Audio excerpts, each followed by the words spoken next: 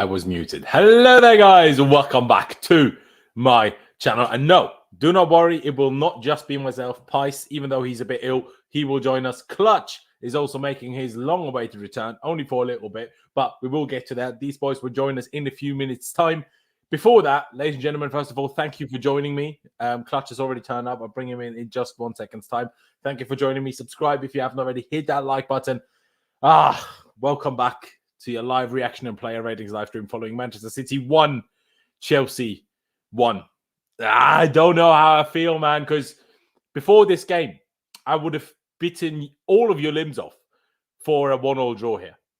But with how the game went, we were in the lead. We could have increased the lead. Obviously, City could have scored as well earlier, obviously. But still, we could have gone 2-0 up. We were 1-0 up for ages. And then those substitutions, and I even understand some of them, but they just didn't work. They just didn't work, and it kind of hurt us. It kind of killed us, really.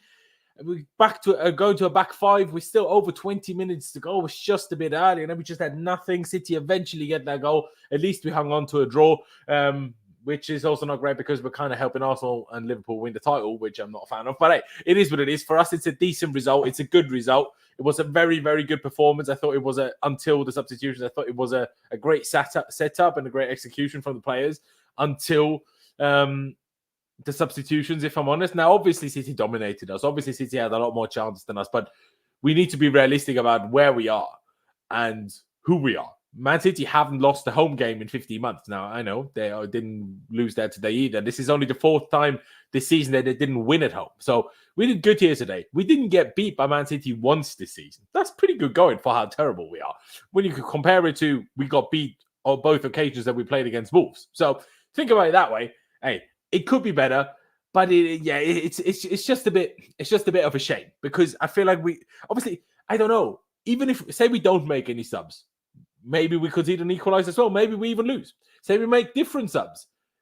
Maybe the same happens. The one thing that really annoyed me is why did he use up all 3 windows for substitutions? I don't like, even if you think going to a back 5 with 20 minutes to go is the move, surely you need to let yourself the option available that just in case you do concede or let alone go 2-1 down, that you can actually still do something, because we changed to a 5-3-1-1 formation by the end, and we had that for the last 20 odd minutes, and then we considered an equalize, and we couldn't, even if we wanted to, we couldn't turn around and like try to come back into the game.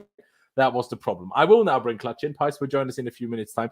Clutch, thank you for coming back on. It's been a hot minute. I know Clutch hasn't always been available to follow everything to do with Chelsea, so forgive him if he does say something. I'm like, maybe he says Caicedo's the greatest player in the world because he's missed a few games. But Clutch, first of all, thank you for being back on. I don't know how I feel after games like this. Obviously, 3-4 years ago, would have been pissed off as anything. But now, because of where we are and where we have been for 2 years, even if it's a late equalize, I can't be mad at a 1-1 at City, can I? How do you feel, bro? How do you feel? And someone in the chat has said it already. It's the Clutch return. It's like the bloody Rock. It's mental.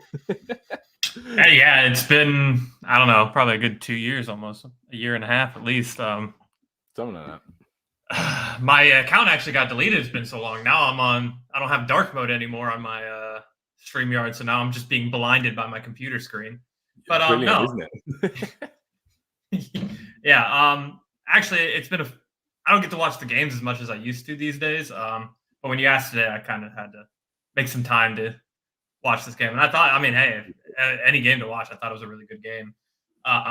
It seemed like Chelsea have been really resilient in that game. It's weird. It's almost like Chelsea just have Pep's number for whatever reason, because I mean, we seem to draw them quite a bit these days. But I thought it was a pretty good game, to be honest. And it's good to be back. Good to see you. Poch'S, it's good to see you, brother. How you doing? It is very good to see Poch'S as well. Let me bring Poch'S in on this one. So basically, I had Poch'S coming on. Then Poch'S is a bit ill and isn't doing particularly well. He was like, okay, I might have to miss it. I was like, the Clutch, mate, I'm super struggling for guests. Can you maybe help out? Clutch is like, all right. And then Poch'S like, okay, I'm going to try it. If I need to head off, I will, but I'm going to try it first. So now we're sat here with both. So maybe you'll see Poch'S disappear at some point. It's because he's not feeling that well. Clutch also doesn't have all night. But hey, for now we're here. It's like it's 2 years ago, you know, like the good old days. myself, Clutch, and Pice having a little bit of a player in his live stream.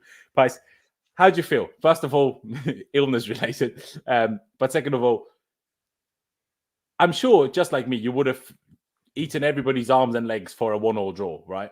Before the game. But when you're in the lead for so long and you have a couple of chances to make it 2, it's still frustrating to not win. But how do you feel? Like, what's the overwhelming feeling, I suppose? Bro, all we need now is a Hudson-Odoi and Pulisic debate, and then we're truly back on this stream. It's great to see Clutch back here. Yeah, it was a really surprising game. Like, I don't know how to sort of gauge the reaction to it, because like I feel like everyone's just shocked. Like, we didn't get beat 4 or 5-0.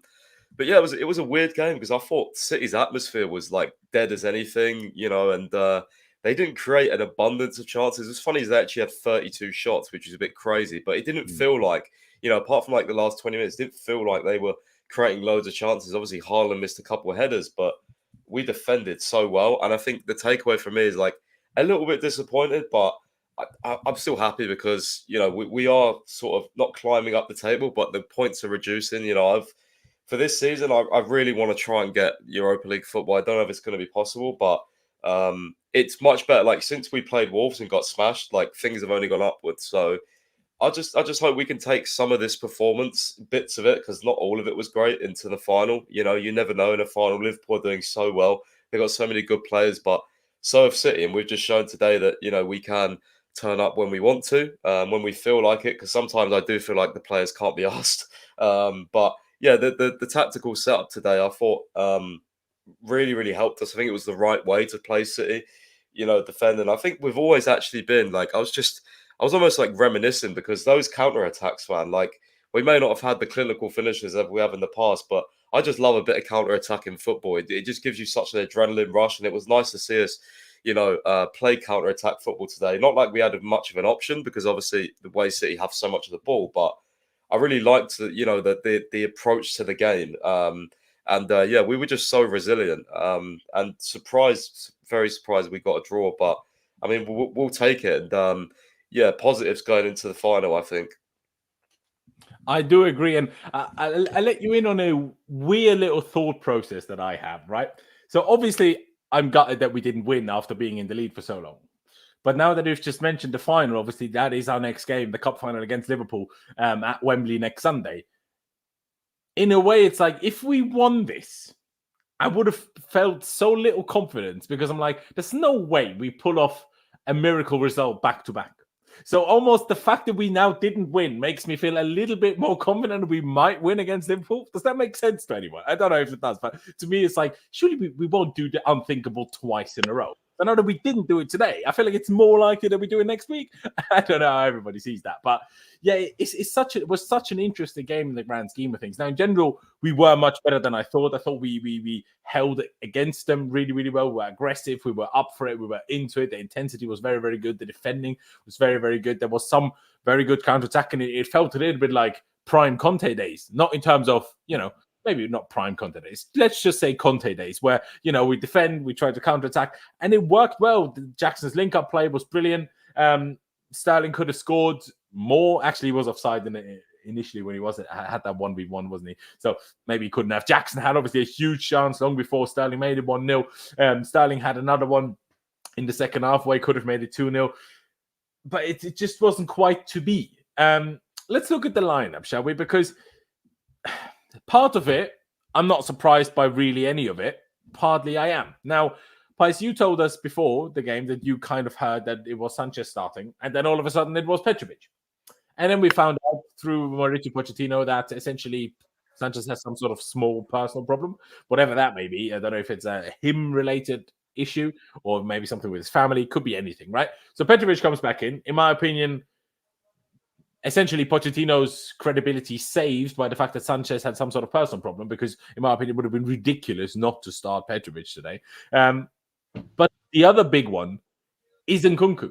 Why is Nkunku not playing? Well, like, why not? And then you see him come on, and then surely everybody can see why I'm like, why is he not playing? Because he's rusty. He doesn't have chemistry with his teammates. Like, He just needs to play. And if you constantly put him on a bench, I understand being cautious and everything. But the amount of people I've seen, it's just making sure he's fully fresh for the final. I'm like, no, it would make him more fresh for the final if he played more, because what he needs is to get his rust off. What he needs is to get match sharp, match fit. He's been injured essentially permanently since July. I know he played a couple of games, but how many did he start? Like 2 starts, maybe 3 in total. He's basically not played. So, but then I see the team, how he played, and I see how Nkunku played when he came on. I'm like, yeah, maybe it was the best decision how the team that did start. So it's a difficult one to judge. Clutch, obviously, like you touched on earlier, you haven't had the chance to necessarily watch every game of late. But when you see this lineup, obviously we have a lot of injuries and everything else. What were your thoughts when you saw the lineup? Let me start with that. When I look at this lineup, I think it's honestly one of the better ones we could put out at the moment, to be honest with you.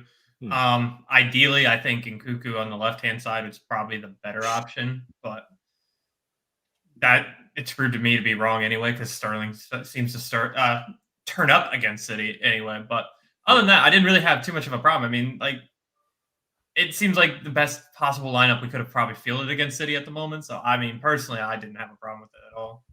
No, there you go. There you go. I mean, again, if you haven't seen all the games, maybe it's a bit more difficult to fully have a fully fledged opinion on it. But where do you stand on the Petrovic-Sanchez situation? Like, would you have thought it was a ridiculous situation? What did I say the wrong thing? What? No. I personally, I choose. No. But as in, my question is, do you think it would have been ridiculous had Sanchez started today? Yeah, of course. I mean, Sanchez. I mean, honestly, Petrovic looks like he should be our number 1 from here on out, right?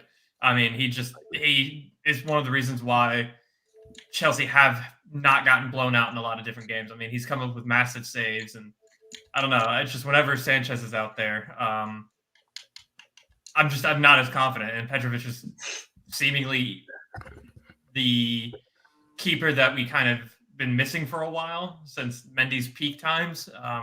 Personally, I would go with Petrovic, and unless something happens to him, but I know Pochettino, and he's probably going to bring Sanchez back at some point. Yes, and Pice, I mean, touch on it if you want to. Seemingly, that some point would have been today had something, whatever happened with Sanchez, not happened. So, how do you stand on that? Like, because I think that necessarily Sanchez playing instead of Petrovic today drastically changes the result? I don't know, because the thing is, the question is, would Sanchez have made a mistake that would have gifted City a goal? And Petrovic didn't. Petrovic never does. But the fact that this seemingly was the case that Sanchez was supposed to start tells me next week, if Sanchez's personal problems are sorted, he will start the cup final. And that's just crazy. Sorry. I mean, I think Sanchez will start the cup final, which is going to be crazy if he's back. But yeah, I mean, from what I heard from the training team, so they usually pick the team the night before, right? So that's how usually Chelsea do it. And they usually have like a final sort of training sort of game, I suppose, where they're like, the team that will start is in a certain colour and bibs and the others are not, right? So yeah, I'd heard that Petrovic and Sanchez and Nkunku were starting, but then it came out. I tweeted it on my personal because I was like really confident Sanchez was starting, and then I deleted it because I was like, oh shit, what's going on here? And then Sanchez was out due to a personal problem. So I don't know what happened there. I mean, hopefully everything's okay. It must have been pretty serious for him to miss the game and not even be on the bench. So we don't know any details. The way it sounded like he travelled, because I assume they travelled the night before, right? So he must have travelled back to London or something. It must have been something quite serious because, especially a big game like that, you really only miss it for something quite serious. So, I mean, hopefully him and his family or whatever's going on is okay. But just to touch on that quickly, if he was supposed to be on the bench, it's not that big a deal if he has to miss it, right? But if he was supposed to start, like you said, rightly so, it has to be like, I know Poch called it a small personal problem, but I feel like it has to be something for Sanchez in this situation to, okay, I'm starting my first game back, it's City away, to pull out. Like, I feel like it can't be that small of a problem. Yeah, I mean, I agree with that. But even still, you still want him on the bench over, Bettinelli. So, it must have been quite serious. But in terms of the lineup, I think when I saw it, I was like not confident at all. Sterling starting, I was like, oh god, Sterling and Chilwell down that side has not been a pleasant watch. No. Disasi and Colwell, I was a bit sort of unsure how they would do, and then I think, we've seen in so many games where Enzo and Caicedo are just miles apart from each other. What I was worried about was like the space that Man City were going to get, but as it turned out, I mean, we kind of sat back and it worked. It definitely worked. Gallagher was really, really good today, I thought. Yeah. So key to us and the way we play. Whether people like that or not is a different thing, but he is, and that's just facts. And it turned out quite nice, the team, to be honest. It had a good balance to it, and that's why I think a bit disappointed with the substitutions. I think you probably take one attacker off, but you've got to have an outlet up there. I think some of the Sky Sports commentators were basically saying the same thing. Have someone in behind like a Mudryk or a Madueke to hit the ball to, because all our counter-attacks were coming down the sides. And, I think putting so much pressure on us to defend even more and allowing City even more of the ball and letting them come onto us in a back five, Chalobah coming on when he hasn't, played a game all season. I mean, throwing him into that game, into this game is crazy ask. Obviously, unlucky deflection, but Casadei as well. I don't think Casadei should be at the club right now. I still think he should be on loan. Getting to that the Rodri chance, I think he was a bit slow to react, but again, he shouldn't really be playing deeper. So, I didn't like the substitutions today, and I think we should have kept to how we was going.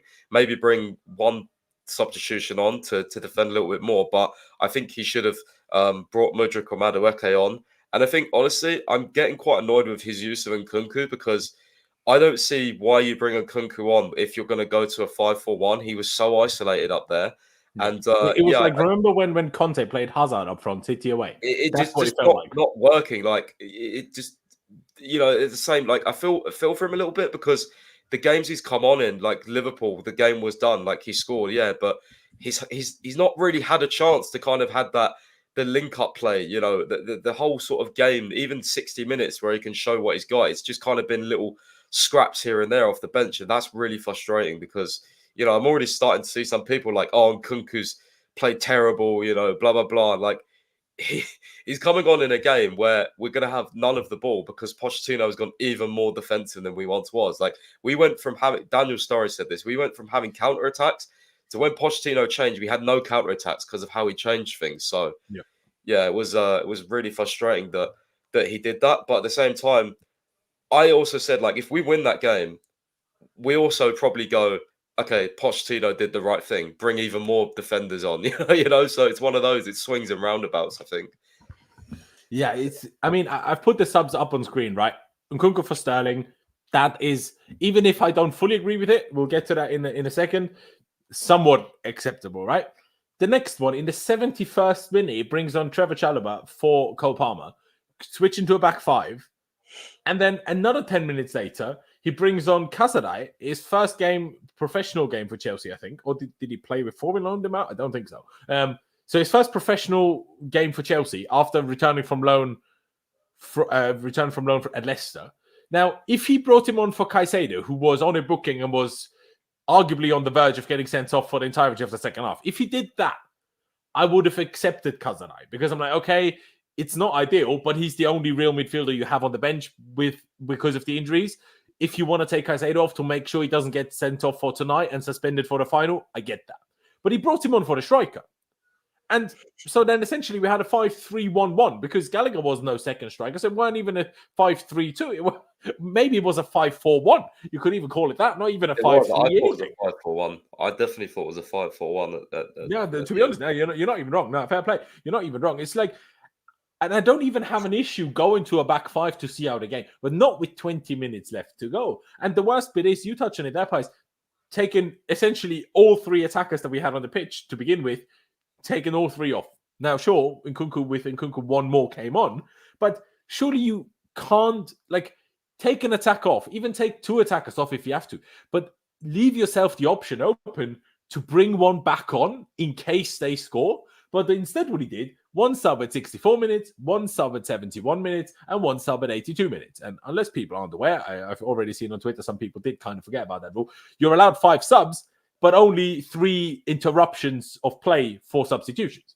So because we only ever made one sub per substitution break, after the 82nd minute, we couldn't make a sub anymore. And surprise, surprise, 82nd minute, we make the last sub, 83rd minute, it equalized. And then we were sat there with that formation, couldn't even react. Now, do I honestly think if we still had a sub left and he brings on, say, Mudryk or Madueke, does it change anything? No, I don't believe that. But it's a bit of principle where I'm like, you did so well, Poch, and I've been very, very rare with praise for Poch, but I think he set the team up really well today with how giving us the best chance of beating City.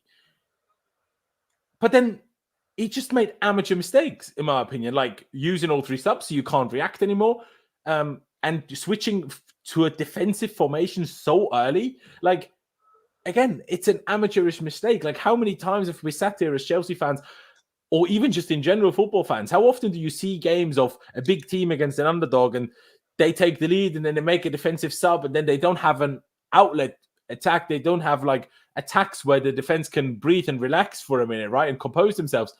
And that's in the end their downfall. As much as you think, oh, bringing an extra defender on should make us better at, keeping a clean sheet or keeping them out. But if you then if you can never release the pressure anymore, I think it just makes it worse. Yes, you may have one extra defender, but if you're then permanently defending instead of every now and again counterattacking, it just makes it worse. So I just find it a bit weird. And also, like, Jackson then going on to the left once Nkunku did come on, I think. So, and then Jackson's holder play was so important for us in the game until then. And as soon as you put him to the left, it just didn't exist anymore. And that was, in my opinion, the main reason why we couldn't counterattack. It's a crazy one. Clutch, where do you stand on these subs? Like, in terms of what was your biggest issue with the subs? Is it the personnel in particular? Is it the timing of it? Is it using all three of them and then not being able to react? Or maybe it's all of them combined. Who knows? I mean, it is definitely all of them combined. I mean, I understand wanting to waste time and make subs to slow the game down, but you're letting City do something that City wants to do and regroup and figure out their game plan. I mean, I think my broadcast kind of said it the best. Like, we set up so well to start off the game with, right? I mean, what you're going to do against City is they're going to have possession. There's nothing you can do about that. They're going to have long spells of possession, but you're also going to have chances on the counter. And if you're going to have that, then you might as well set it up for that. I mean, even though I've been very vocal about not being a massive Mudryk fan, I mean, this is the kind of game you play him in, right? I mean, if any on a bring sub, him on, right, to counter. So if you get him out there and running, and you're having Kyle Walker have to chase him around, then he's not going to be able to get up the pitch and do what he does offensively. So, I mean, this is just one of those games that scream for somebody like Mudryk, and not using him is kind of crazy to me, especially like with the types of subs. I would have brought him on for either Gallagher or Sterling. And then, I mean, personally, I think Jackson is a striker. I don't think he's a left winger, and I think Nkunku is more of a left winger than that. Why we're playing Nkunku at striker, I have no idea. It's not going to work ever. It's never going to work. I don't even think Nkunku will work at left wing either, to be honest. But that's a whole separate debate. But you go. Personally, I think if we were to put Palmer for the middle and Nkunku off the left, I don't know who you would put at right wing, and then you'd put some striker there, I think you'll be all right. But yeah, it's just the subs confuse me. I mean, I get wanting to be a little bit more defensive, but this is still City at the end of the day. They're one of the teams that's going to break you down unless you have the ability to stretch them out and make sure they're disorganized, which is what happened in the beginning. I mean, luckily, Haaland didn't have a good game, and luckily, De Bruyne was just spamming passes to the back post where nobody was at. So there was a lot of luck involved. If Haaland was there, he missed all his headers, thankfully. Yeah, and I think it was a combination of we played really well. I mean, you got to give props to Disasi today. I mean, he was fantastic. Him and from what I've seen I have not really been following, but I know Doku has been really good this season for City, and Gusto actually put him in lockdown today. So literally, the subs were really confusing, to be honest, and it's one of the reasons why. I mean, I'm not a Poch out guy, but these are the questions that I'd be asking if Tuchel was in too, right? So yeah, exactly. You'd be asking those questions no matter who the manager would be, really. I mean, Mason has said there, Poch moved things around too much, 70 minutes. Moved Gallagher, left Rodri. And that was my issue. And I said this in our group chat. Gallagher, he wasn't man-marking, but he was essentially, on his own, in my opinion, stopping Man City from proper controlling the game and letting Rodri dictate how he usually does. And because we then changed the shape, Gallagher couldn't be on Rodri anymore. And surprise, surprise, Rodri scored. Now, I'm not saying if that was never changed. There's no way Rodri scores. Of course, it could still happen, but I think the likelihood is dramatically improved and increased. Sorry, and it's just this is what I mean by amateurish move. How Gallagher is stopping one of City's most important players all game long, and then you take Gallagher off him and let that one of City's best players do their thing. Like that's a stupid move to make. And I have to quickly react to this. And I know I sometimes do it, but I don't like just going in and bashing people in a chat. But I'm sorry, Vic. I've rarely seen a more stupid comment. Now, first of all, if by that logic, you would never be allowed to criticize any manager no matter what they do if you're not a coach yourself. So that's stupid in the first place. But even regardless, what you said is just plain wrong. He didn't make subs like this at Palace. He took off Gusto for Alfie Gilchrist because Gusto asked to come off, not because he wanted to change something. He didn't change to a back three. Aside from the fact that Palace are a completely different type of opposition compared to this Man City team. Aside from the fact that against Palace, we were losing in the first half and then drawing from just after half time, while we were now at Man City, the best team in the world, winning. Like, those two things cannot be compared at all. What are you doing, man? Anyway. Yeah, Palace is better than City all of a sudden. That's crazy. I didn't know that. It's baffling, isn't it? I've been gone a while. I didn't know it was gone that long. Damn. Exactly. I mean, can I fully disagree with Amirali here? Sorry if I butchered your name. They say that is the problem with Poch. He doesn't have the level. He might put in good tactics for one game, but he doesn't have consistency and in-game management to be a top coach. Spursy DNA. It is kind of true. And I want to touch on one last thing before we get into rating each of the players. Today, Poch was incredibly active on the sidelines, incredibly into it, incredibly shouting around, jumping around, giving instructions to the players, shouting at the players, being proper into it, moaning at the ref. Everything that you ask for from a manager, really. But why does he do it today and not 95% of other games? Because in a way, him doing it today makes me even more annoyed that he doesn't do it in all the other games, because you could see what an impact it had on the team. Now, obviously, because it's a big occasion, I'm sure they did work to get the players up for it beforehand too.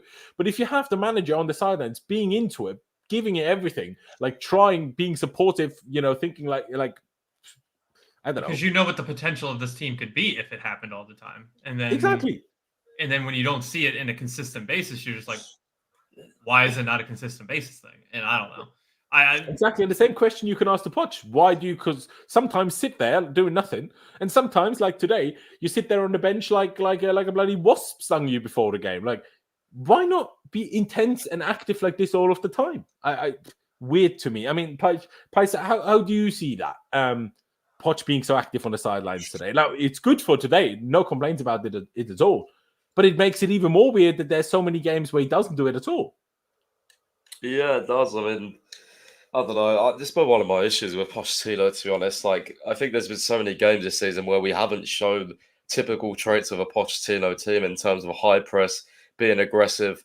We've been more petulant and stupid than anything, picking up the most yellow cards out of any other Premier League team. And yeah, there's been so many games where we've just lacked that, I don't know, it's not a word, but Pochettino-ness, to us. It's kind of like that. It's just sometimes I sit back and I think, well, if you're not going to show the traits of, if Pochettino can't install the traits that, he had when he was at Spurs, making, because they were hard to beat, you didn't want to play Spurs. They were a hard team to play against because they were rough, they were ugly, they played some nice football as well. Let's not forget that. But, when you think of that Spurs team under Pochettino, you think hard to beat, you think high pressing, you think a lot of energy. And, Gallagher has that. But I feel like there's been a lot of games this season where that hasn't been the case. And Pochettino on the sidelines, him not commanding the team definitely, does sort of, affect that as well. And there was a quote a few weeks ago. He said he's not just a coach. He's he's the leader of the team and all this sort of thing. And I remember our fans replying to that well, you just sit down on the bench half the game. So what sort of leader are you? But yeah, today was a lot different, and we're going to need that in the cup final as well. We need that for the the games that we need that most is the teams where we should beat and where we've fallen up this season. That's the games where we need it most, because that's where we've struggled, I think, most. Yeah, I do agree with you, mate. I mean, just quickly before we move on, Do you think Naku could have a point here with this comment? He says because he, being Poch, he's fighting for his job finally. He had little to no pressure the whole season. If the noise after the Wolves game doesn't happen, we don't have the last 3 games unbeaten. Do you think he has a point there? And also with how active and how animated, shall I say, Poch was, because he was also like that against Palace. Now, not necessarily in the first half, but at least he had a proper go at them at halftime and was into his second half, I suppose. But even in the first half against Palace, I'm like, why were you just sat there? You see the team is completely falling apart, doing absolutely nothing of what you asked them to, and you just sat there. Shout at them and tell them to do it different. I know the modern day players, needs to be a bit treated a bit nicer than what it was 20 years ago. But that's probably also why everyone but fucking Man City is so inconsistent, because you can't shout at players anymore. Fucking shout at them. If they're not doing their fucking job, shout at them. People need to be shouted at. That's Did you see when Ake got the head injury and Poch was or not Poch, Pep was like, get the hell up. What are you doing? We need to go out and win this game. And he's sitting there laying on the ground and he's like, get your ass up. It's time to go. We gotta win this game. Head injury. Keep going. And it's like, that dude might have a concussion, but no, you get your ass up and we're going to play. I mean, you just got to command respect from these guys, right? And as far as I think the whole pressure for his job is a double-edged sword thing. I think half the reason why he made some boneheaded subs today was because he's overthinking things. So I think it's a double-edged sword. He's going to be active and he's going to start doing things more right. But then you're like, oh, well, I got to make sure I secure these points, right? At least a point. And then so I'm going to make these subs and I'm going to at least secure a point against City, which I understand you're looking for points now, whatever they may be. And I know Vic is like, oh, we would take a draw. But it's more of a disappointment thing. It's not like, oh, we're super pissed. It's a disappointment where we could be if things were a little bit different, right? And I think that's just a hindsight thing. It's not so much, oh, we're losing our minds about it. Pod needs to be fired over this. It's because it was a lot better today than you've seen in a long time, right? So 100%. No, exactly. And that's it, right? In terms of Vic is right, Clutch is right. Before the game, and I said it at the beginning of the stream, would have bitten everyone's limbs off to get a draw here. But we were 1-0 up. And in my opinion, the subs that the manager made us less likely to see that win out. Now, again, there's no guarantee that if he does something different, if he doesn't do anything, that we will still get the win. Absolutely not. But if you watch this game and you have any idea of football, you could clearly see that the subs we made us worse. And then you can't just sit there as a fan and say, oh, but you're not a coach, you don't know better. I guarantee to you that Poch wouldn't say publicly, but I guarantee to you that Poch will sit there with the assistants after and think to himself, we maybe made the wrong decisions here with the subs. We can think of Poch being a bit ignorant, arrogant, whatever, but I'm sure they're still intelligent enough and smart enough as coaches, as managers, him and his assistants, to understand in hindsight, maybe we didn't make the best decisions here. And now I see people, you can't criticize that. I guarantee he won't be happy with that either in hindsight. He would have had his reasons at the time, but you have reasons for a lot of things at the time, and that doesn't mean your decisions in hindsight are correct because of that. But yeah, Pies, quickly, do you think that the extra pressure could be part of the reason why it's more animated now, or do you think it was more, today because it was a very big game, and against Palace because obviously we were losing, and then it was one of those very few games where we managed to get back into it, and then even if you're not that into it as the manager, you will get up for it because your team scores. No, I don't necessarily agree with the comment. I don't think he's fighting for his job at all. I think all he's got to do is probably win that cup, and then the owners will be like, "Great, we've got European football. That's it now. We've kind of hit our target, even though it's Conference League, right? If we win, so if he wins a trophy in his first season, I'm pretty sure he's going to stay anyway. But there've been a few reports floating around that perhaps that he has to improve performances between now and the end of the season. So maybe he's been set a specific goal or something to try and get. But I don't personally think there's much pressure on him. Just see how the briefs have come out when we thought it couldn't get any worse. They're still fully behind him. Poch said he got a text message after losing 4-2 to Wolves saying we still support you. So I mean, yeah, less said about the owners, the better. Yeah, that's a whole separate issue, and plenty of other days to cry about that. But yeah, another thing is also that, in my opinion, it's a trend with Poch that his subs don't work. That this happens very regularly. That regardless of what the situation is, whether we are winning and then he makes subs and all of a sudden we lose control of the game, or there is games where we're losing and need to chase it, and then he makes subs, and all of a sudden we become worse attacking and like going forward, right? So it's a bit of a trend, which is my worry. But anyways, let's get into these player ratings. Let's start with Đorđe Petrović with another good performance. I don't think he's at all at fault for the goal. I think he made a super save in the second half when first Disasi blocked the shot or deflected the shot, and then Petrović still got a hand on it. He made another pretty decent stop in the first half. Now, he fumbled one in the first half, but I think if that goes in, I think that gets given as a foul by Akanji on him, because Akanji kind of just like pushed his arm into Petrović as he's jumping up to collect the ball. So I don't think that would have stood. So I'm not going to mark him down for it, because I think that would have been given as a foul. Therefore, I'm going to give him a 7. I don't think I'm going to go too much higher. Again, there was still a little bit of, uncertainty in his attempt to collect the ball there. Maybe I could even go higher. Oh, sorry. I'll be honest. Maybe I could even go higher. He made 4 saves. Couldn't do anything about the goal. Didn't make any mistakes. Wasn't even close to making a mistake. That's what I love so much about him. Like, he gets the ball, and I do not have, he gets the ball at his feet. And unlike with Kepa, unlike with Mendy, unlike with Sanchez, unlike with so many other goalkeepers, I don't have to worry that he's now going to give it away. There's 2 options. He's either going to give it to a teammate, or he's going to punt it. And he's either going to punt it far up the pitch and the opponent's defenders will have it, or he's going to punt it off the pitch. And yes, sometimes in playing out from the back, you want it a bit different. Sure, I get that. But what do you prefer? A goalie never giving the ball away? Or a goalie every game giving the ball away once, but instead you're a little bit better at playing out from the back? Think about it. So for me, he gets a 7. Clutch, what would you give Petrović on a day like today? Oh, this is going to be hard. I haven't done this in a while. It's kind of crazy. Oh, there you go. I think 6.5. I thought the deflected, who was it? Who deflected and he made a save. It deflected off someone and he made a save. Yeah, Disasi deflected it. Yeah, so I think that was a pretty good save. I do think there was a time he went to go punch it and he missed, and he had to run backwards, and luckily the shot was pretty poor, or else I think he could have got a little bit of trouble. He did have in the second half, he had a moment where he kind of just kicked the ball straight to City, and luckily it was. I give it a whole waffle about he never gives the ball to the opponent. Apparently, he did. If he did that, I will say his mistakes don't come as often as others, right? So I'm less fearful when he makes it. Ederson made a mistake today, right? So it's not like keepers don't do that every once in a while. I think he was a little bit above average. I say 6.5. Fair dues. A 6.5 from Clutch, a 7 from me. Pies, what would you give Petrović?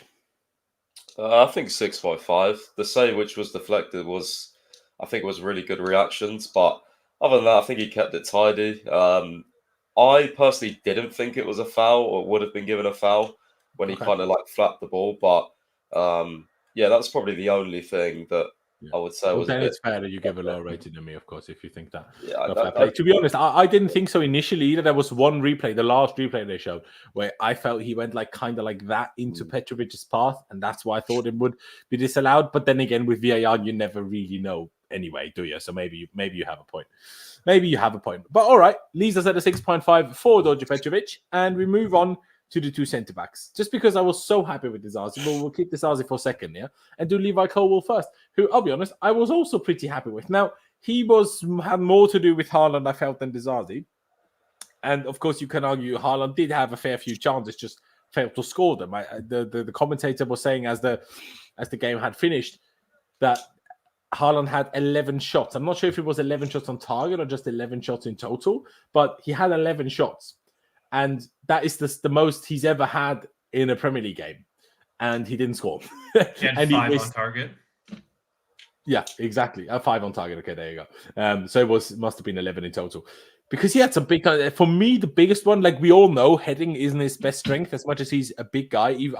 This was already a thing that was knowledge in Austria when he played for RB Salzburg a few years ago, that even though he's big, heading isn't his best attribute. Now, obviously, it's improved, but it still kind of isn't. But he had that one kind of volley very shortly after half-time.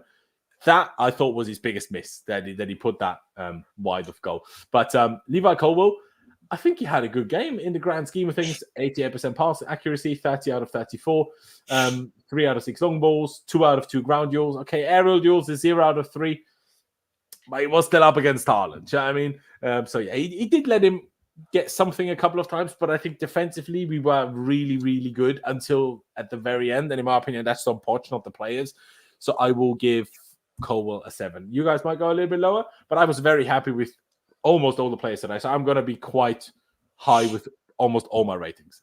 Pice, I'll let you go first. What do you reckon, Levi Colwell? What would you give him? He made a really, really good block in the box when it was like a deflection and he got out to it and he cleared it. It was like a really good block. He also made like a couple of really good like sliding tackles when the ball came across the box, and if he didn't get to it, it probably would have been a lot more dangerous. I think he defended well overall. The one I was really disappointed with was that Haaland header, like the one where we all thought he should have scored. It was like right in front of goal and he put it over. Yeah. Cole lost him way too easily, like way too easily in my opinion. Right. I'll probably go a 6.5. I think he was good, but I think the guy next to him was much better, much more influential today to our result. Oh, I agree. Absolutely. And I think we might have just been raided by Lewis. So shout out Lewis and shout out everybody that has joined from Lewis's stream. Clutch, finish that Colwell rating off for us again. We're set in the same situation, 1.7, 6.5. Are you going to go 6.5 again? Are you going to go for something totally different? What do you reckon? It's hard. Who do I choose? Which one of you guys do I choose? I think, Pius reminded me of where he made it like a little toe stop on a cross that was coming in low. And I think if he doesn't do that, I think Haaland gets to that. And I think that's a goal. So I'm going to go with a 7. I do think the guy beside him is like far better, and I also agree he lost Haaland too much, but I think Haaland is just like, his movement is one of his biggest strengths. And I can't really say that, like, you're going to get at least one. He's going to get at least one of those kind of things. Luckily, he missed it and had a bad day. But I'm just going to go ahead and be positive and say 7. Fair dues. I'll take it. Colwell with the 7. And now we move on to Disasi. And honestly, now, shout out you, Ollie, by the way. Shout out you. Ollie says 10 out of 10. Masterclass. I am honestly considering it because other than one or two maybe bad attempted long balls, I'm like, where was that supposed to go? And that one time towards the end of, or kind of halfway through the second half, when he miscontrolled the ball and it went out for a throw-in, without any pressure. So it's not like he nearly gifted City a goal. He's just, unfortunately, miscontrolled the ball and gave them a throw-in. Other than that, I genuinely think he was perfect. I can't understand how the stats here say he had 0 tackles. Baffling to me. But maybe I won't quite go 10 because we didn't keep a clean sheet, but I think he deserves a 9.5 today. And I know, again, people know this by now. I am a bit of a, passion merchant, but I'm sure some of you will know, like those iconic moments of Buffon and Chiellini and Bonucci. They like celebrating absolutely everything good they do defensively, and that was Disasi today. And I also feel like he almost infected Levi Colwell with that. Even Colwell was, after clearances and blocks, sitting on the floor celebrating as if he scored just a goal of the season. Like, obviously, I know Sterling scored against his former club, so it's a bit different. But even still, like, Disasi and Colwell were celebrating 50 times as much as any of the players when we scored. Disasi was just fucking up for it. I mean, Cranky Pants says it there. Bloody Antonio Disasi, literally. And even his passing was good, with a couple of exceptions, individual passes. I know I've been critical of not necessarily him as a player, but of the signing that is Disasi, because I felt it just was unnecessary. Although, obviously, at the time when I was mostly saying that, I didn't know Chalobah would be out injured for another 7 months because he had an hamstring injury, and no one knew that was going to be the case. So, obviously, with Chalobah's long-term injury, Disasi signing was, regardless of whether you think it was good or not, it was certainly necessary. And he's more and more, he's becoming more and more of a leader. He's becoming more and more likable. I'm a fan. I'm a fan, yeah. I'm going to say 9.5. Clutch, what would you give Disasi? Maybe you won't go quite as high, potentially. But for me, he was utterly brilliant. Listen, I'm going to bring back an old meme. I can't give him a 10 out of 10 because he didn't get a hat trick. Very good. No, I'd give him a 10, honestly. He had 16 clearances. That's unbelievable. That's like 16 clearances is an amazing stat. Honestly, I thought he was the best player on the pitch today, and like he's the main reason why. He was disrupting both Haaland, and I thought he had more to do with Haaland than Colwell did, but his positioning was just fantastic. I would give him a 10 out of 10. Maybe H. Naku has a point. Maybe he's still high from the Palace win at the Bob Marley song. That is quite funny. You know what? Why am I beating around the bush? I know we didn't win, but we don't have positive things happen much. Just give him the 10, unless Pies ruins it and gives him less now. But I'm gonna go along with Clutch. Pies, what would you give Disasi? Would you give him the 10, or do you think because we didn't win in the end, you can't give him a 10? Or is it because he didn't score a hat trick? I mean, maybe because he didn't score a goal, I might give him a 9.5. I mean, I don't know, man. He was sensational today. Definitely his best performance in a Chelsea shirt. I was a little bit worried just about the defense in general today, and I think coming up against Haaland and just so many other attackers, like with City, you have to be just so alert to everything. Like they're just so ridiculous going forward. So coming up against this team and performing that well, making 16 clearances was like incredible. Like if Silva has this performance, we probably give him a 10. So I do feel like individually we should give him a 10 because I feel like it was the perfect performance individually, maybe apart from a goal, but he's a centre back, so I don't know, man. Did we have any corners today? Yeah, we had a couple. I think we didn't have many. We had a couple. We had one. They had 12. The header from when would he have scored? Right? Like if we don't even have corners, what can you say? In the first half, when the ball came in, like Disasi headed it kind of backwards for a corner. That was so vital because I thought it was going to be a goal from that cross. That one in particular was really, really good. I don't mind giving him a 10 because again, individual ratings. So why not? Why not? Considering everything. Exactly. There you go. Hey, we like I said earlier, we don't have that many positive streams in the last 2 years or positive games in the last 2 years. Let's take it when we can, right? Ben Chilwell. I still don't know. I don't think he was shocking, but he's just not had a good game yet since coming back from injury. Like he's not always been awful in my opinion, but he's not been good in any of those games, which is a bit sad. it is a bit sad. He's had 71% passing accuracy. Now it's 17 out of 24. It's not terrible, but it could be better. He had that after obviously the Sterling chance early in the second half for the 2-0. Chilwell then shot it straight away. And to be fair, he did nearly score. He did get it kind of like through and under Ederson. But if instead of shooting, he cuts it back, maybe it's an easy 2-0. Obviously, City play a bit like... City don't play like your normal team. Like they certainly attacked more on that other side, I felt, with Doku and, then trying to cross it towards Haaland, who drifted off towards Coble's side. But I don't know how you feel about it. Like his ground duels is 2 out of 3, aerial duels 2 out of 3, tackles 1 out of 1. I don't think he was bad. I'm gonna give him a 6. Is that all right? Pies, what do you reckon? I mean, J2 even said 7. Lockdown Foden is true, but I feel like they didn't even use that side much. Maybe I should give Chilwell more credit rather than saying City didn't use that side. What do you think, Pies? Probably a 6.5. I think he was a bit above average, but I wouldn't go much higher. Okay. You know what? Maybe I'm a bit disappointed how not useless, but ineffective he looks going forward. That's one of his main strengths, and I think there's a couple of times today where he was offside, and there was one that I got really annoyed with where he kind of got the ball and there was 2 players ahead of him and he tried to switch the play, but it was a terrible switch. And I just think with Chilwell, you don't always get the best defensively with him, but you definitely, in the past, you definitely have a lot going forward with him in terms of overlaps, in terms of goals, crosses, being in the right position at the right time to maybe get a pre-assist or an assist.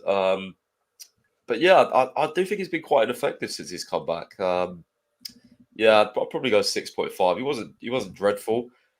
I mean, to be fair, the comment's not exactly wrong. Foden didn't do anything, but I was a bit like you. I felt like a lot of their play was down Gusto's side. I mean, you want to compare maybe Doku's touches to some of their other players, perhaps, because I felt Doku just had 15 one-on-one opportunities against Gusto. So I felt everything was going down. I can look up their touches, right? So Doku had 102 and Phil Foden had 70. Yeah. So I mean, I was going to say. Can just quickly say, I know they had a lot of possession, but a winger to have 102 touches is mental. That is mental. He had 21 touches in our box alone. That's crazy.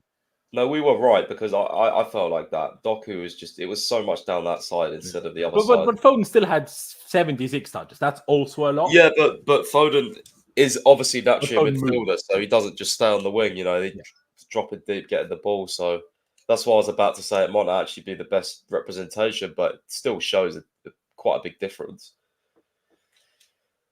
Yeah, no, fair enough. You know what? I think you've made a good point. A lot of people in the chat as well. Maybe my 6 was a little bit too harsh. Let's say 6.5 clutch, unless you want to agree with my original opinion. 6.5 for you, is that fair? Would you go for something different? What did you make of Ben Chilwell? And in general, again, I know you haven't been able to catch every game, but what do you make of Chile? Obviously, he's been injured a lot, but how much of an excuse, or maybe excuse isn't the best word, how much of a explanation is that for certain issues? Because I think it is a main reason, because like he did his ACL, then he was back for 3 months, huge hamstring injury. Back for another 2 months, huge hamstring injury. Like he's essentially not been permanently fit for more than 2 months, 3 months max, for over 2 years. And I'm like, well, obviously he's not going to be at his best then, is my thinking. But I mean, we would have had Martin, so it's down to the manager. It didn't have to be Chilwell every game now.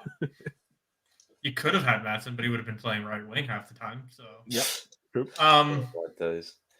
Personally, I mean, I'm not as down on Chilwell as a lot of people. I mean, I always knew what Chilwell was going to bring me. Chilwell was never going to be brought in to be a defensive left back, and I know a lot of people are like, "Well, we bring in Davies. Davies is not a defensive left back. He will get skinned. I promise you that." 1,000%. So if you want a defensive left back, Alphonso Davies is not the guy.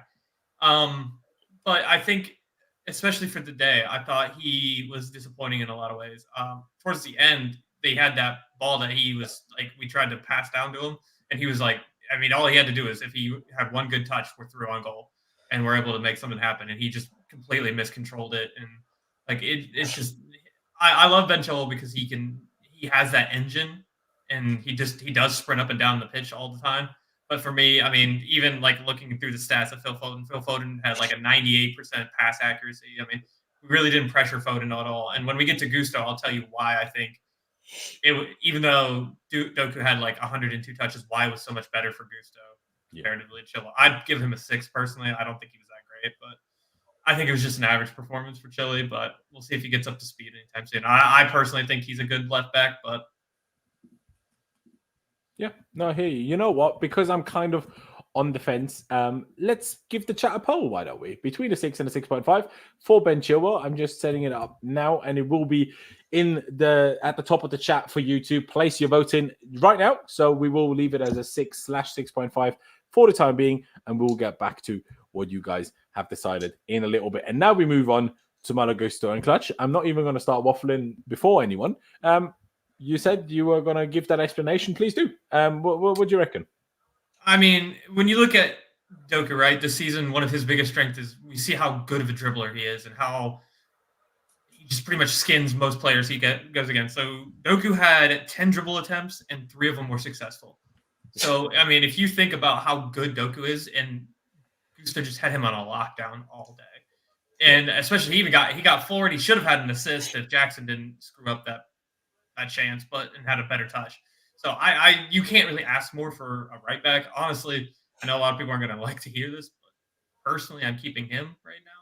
I mean, I think he should be the starter for a while. Maybe if Reece James can kind of figure out his injury problems, but yeah, I think Gusto is a guy we can plan for the future. And I personally would give him probably a 9.5 because I mean, Doku is a really good player, and he had him locked down today. So I'd give him like a 9.5.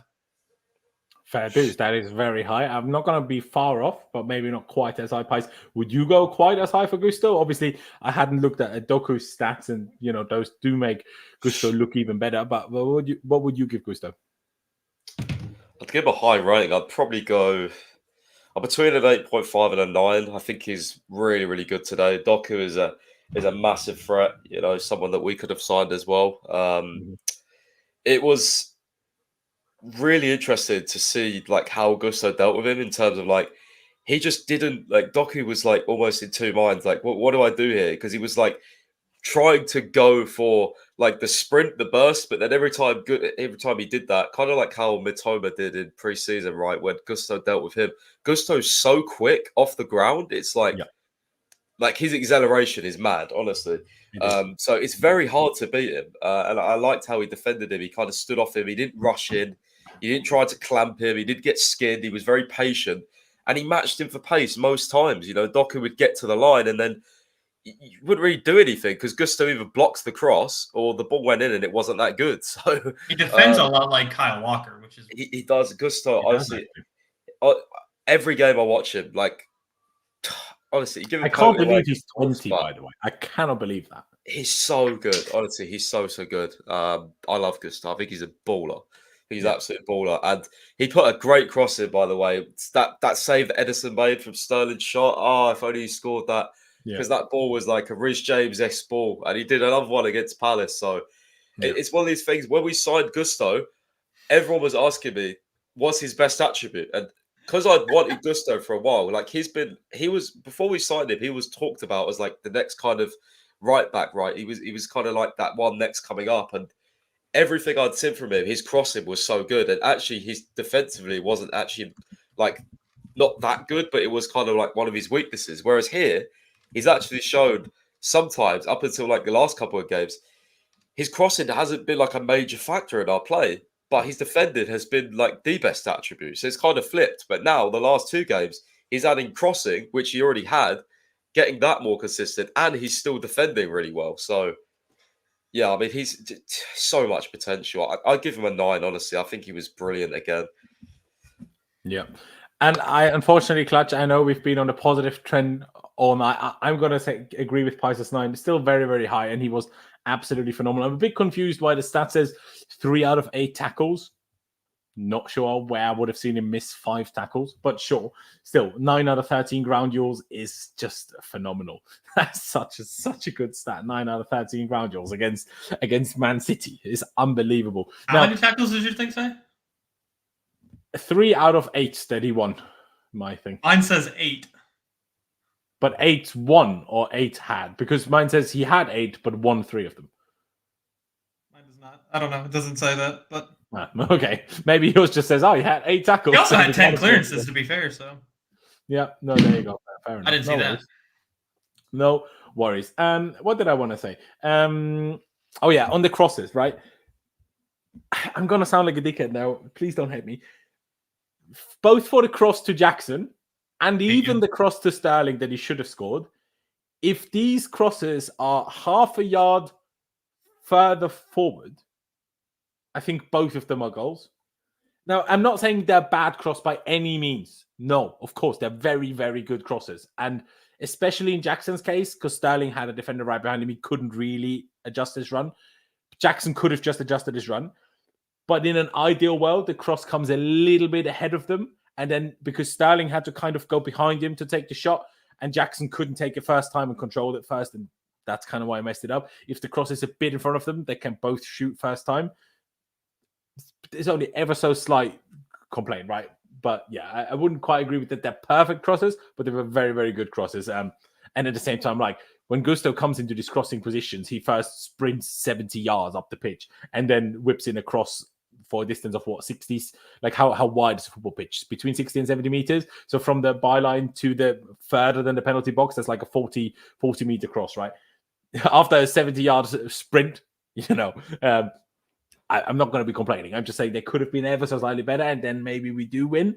But I still think, obviously, Sterling and Jackson had the bigger issue with it. That's all I'm just trying to say.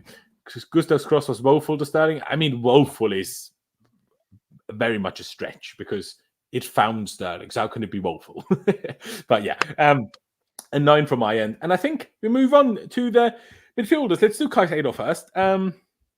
Pice, I'm not sure if you saw that from me in the chat, but in the first half, I praised Caicedo.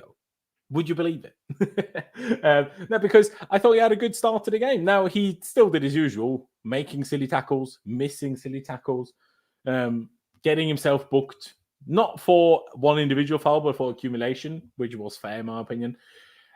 And then he was, in my opinion, a little bit lucky not to get sent off for that when he punted the ball away, but then kind of in the follow-through just stamped or landed on Doku's leg. But I overall thought he still had a decent performance. I thought considering who we played against, we did pretty well in midfield, and that applies for Caicedo and Enzo. And also what I will say is the fact that he was on a yellow card so early, and then the fact that he had quite a harsh foul in the second half after already getting booked. To then play the rest of the game and not get sent off is actually pretty good going, to be fair to him. So at least it gives me a bit of confidence in future situations where I'm like, okay, you can be aggressive, you get yourself booked, but you have the mental capacity to understand, okay, now I have been booked, now I need to reel it in a little bit. And you won't, every time you get booked, be a severe threat of getting sent off. So in my opinion, that is a positive. I'll give him a 7. Maybe you guys will go a little bit lower again, but passing accuracy is pretty good against Man City, 90%. Can't complain with that. Now tackles 1 out of 4. Hey, I'm surprised he won 1 with how poor his tackling is usually. 6 out of 10 ground duels. Again, for Caicedo usually has under 50%, although of late he did better, but still against City, can't complain with that. 2 out of 2 aerial duels. Not complaining about that either. Had 2 clearances, 4 recoveries. I think it was a decent game. I probably could say 6.5.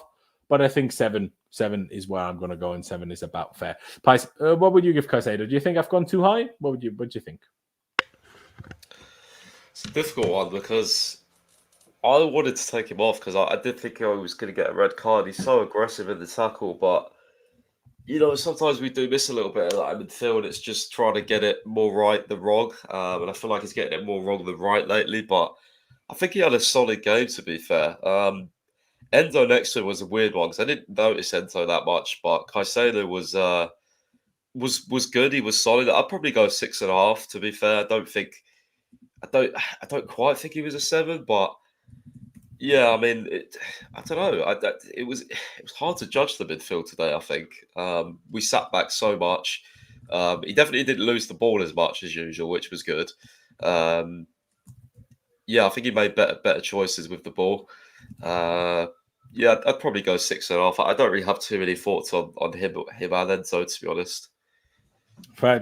Honestly, on Enzo, I kind of agree, but fair enough. Clutch, a 7 from me, 6.5 from Caicedo. What would you give Caicedo? What did you make of him today?